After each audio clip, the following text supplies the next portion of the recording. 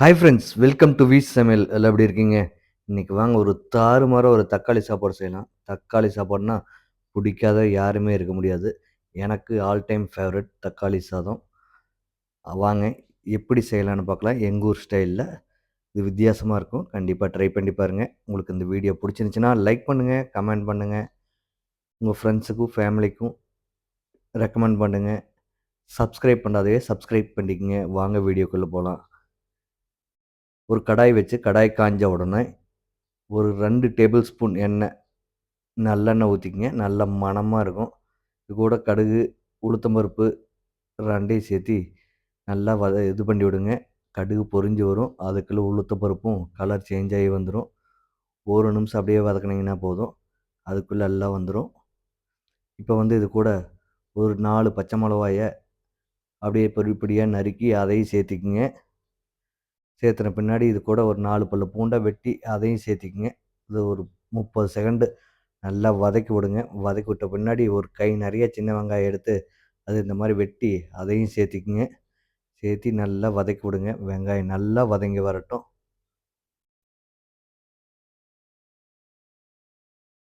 இதை அப்பப்போ கிளறி விட்டுட்டே இருங்க.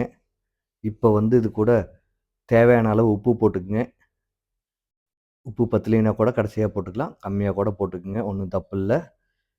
நல்லா கிளறி விடுங்க. ஒரு நிமிஷம் நல்லா வெங்காயம் உப்போடு சேர்ந்து வேகிறப்ப சீக்கிரம் வெந்துடும். இந்த வீடியோ ஃபுல்லாக பாருங்கள். கடைசி டிப்ஸ் தான் அதுக்கு செம்ம டேஸ்ட் கொடுக்க போகுது. அது அந்தளவுக்கு ருசியாக இருக்கும். இப்போ வெங்காயம் ஒரு 3/4 பதம் வெந்துருச்சு. இது கூட இப்போ பொடி பொடியாக நறுக்கி வச்சுருக்கிற 2 பெரிய சைஸ் தக்காளியை அதையும் சேர்த்து நல்லா வதக்கி விடுங்க. தக்காளி சாதத்துக்கு எப்பயுமே தக்காளி அதிகமாக போடுங்க. தக்காளி அதிகமாக இருந்தால் தான் டேஸ்ட்டும் அதிகமாக இருக்கும். ஒரு சிலர் தக்காளி கம்மியாக போடுவாங்க. நீங்கள் தக்காளி நல்லாவே போட்டு செஞ்சு பாருங்கள். உங்களுக்கு டேஸ்ட் டிஃப்ரெண்ட் தெரியும். நல்லா வேக விடுங்க. நல்லா மசிஞ்சு வரணும் தக்காளி. ஏதாச்சும் மசியாத மாதிரி இருந்துச்சுன்னா அப்படியே வச்சு அமுத்தி விடுங்க. அது சீக்கிரம் மசிஞ்சிரும். மூடி போட்டு கூட நீங்கள் வேக வச்சுக்கலாம்.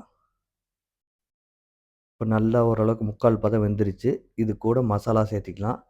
இது கூட மஞ்சள் தூள் ஒரு 1/2 டீஸ்பூன், மிளகாய்த்தூள் ஒரு 1 டீஸ்பூன் அதை சேர்த்து நல்லா கலக்கி விடுங்க. இது கூட நம்மளுக்கு வேறு எந்த மசாலாவுமே தேவையில்லை. வேறு எந்த மசாலாவும் சேர்த்திங்கன்னா உங்களுக்கு டேஸ்ட்டே மாறி போயிடும். ஒரிஜினல் தக்காளி சாதத்தோட டேஸ்ட்டே கிடைக்காது. அதனால் வேறு எந்த மசாலாவும் சேர்த்த வேண்டாம். நல்லா இது வதங்கி வரும். இந்த மசாலாவோடு சேர்ந்த பின்னாடி வதங்கி நல்லா சுண்டி வரணும். அப்போ தான் அந்த தக்காளி சாப்பாட்டுக்கு டேஸ்ட் அவ்வளோ அருமையாக இருக்கும். இதை குழந்தைகளுக்கெல்லாம் லஞ்ச் பாக்ஸ் கொடுத்துட்டிங்கன்னா அடுத்த நாள் இது எதை வேணும்னு கேட்பாங்க. அந்தளவுக்கு செம டேஸ்ட்டாக இருக்கும். கண்டிப்பாக நீங்களும் ட்ரை பண்ணி பாருங்கள். நல்லா தக்காளி சுருண்டு வரணும்.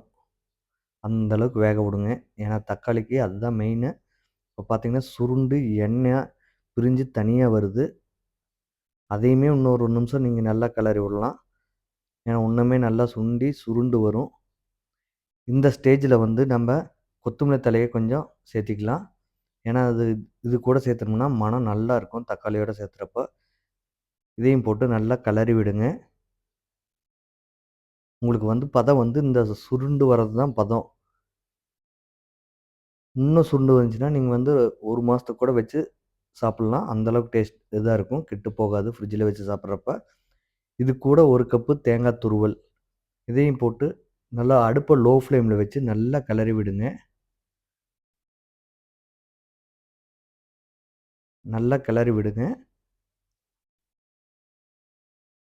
இதை ரொம்ப நாள் வச்சு நீங்கள் சாப்பிட்ற மாதிரி இருந்துச்சுன்னா இது கூட கொத்தமல்லி தழையும் பச்சை மிளகாயும் சேர்த்த வேண்டாம். காஞ்ச மிளகாய் சேர்த்திக்கலாம். இப்போ நல்லா வந்துருச்சு. இப்போ இது கூட 1 கப் ரைஸு சேர்த்திக்கலாம். இது நான் வேக வச்சு வடித்து வச்சுருக்க ரைஸு. இதை போட்டு நல்லா கிளறி விடுங்க. நல்லா ஃபுல்லாக அந்த தக்காளி ரைஸோட நல்லா மிக்ஸ் ஆகணும். அந்தளவுக்கு வறுத்து விடுங்க. அப்போ தான் நம்மளுக்கு அந்த டேஸ்ட் எல்லா ரைஸ்லேயும் இருக்கும். ஒவ்வொரு பருக்கையிலையும் இருக்கும். இந்த மாதிரி ஃபுல்லாக வறுத்து விட்டுக்குங்க. இப்போ நம்ம பரிமாறலாம். உங்களுக்கு இந்த வீடியோ பிடிச்சிருக்குன்னு நினைக்கிறேன். வீடியோ பிடிச்சிருந்துச்சின்னா லைக் பண்ணுங்கள், கமெண்ட் பண்ணுங்கள். உங்கள் ஃப்ரெண்ட்ஸுக்கும் ஃபேமிலிக்கும் ரெக்கமெண்ட் பண்ணுங்கள். சப்ஸ்கிரைப் பண்ணாதே சப்ஸ்கிரைப் பண்ணுங்கள். நன்றி, வணக்கம்.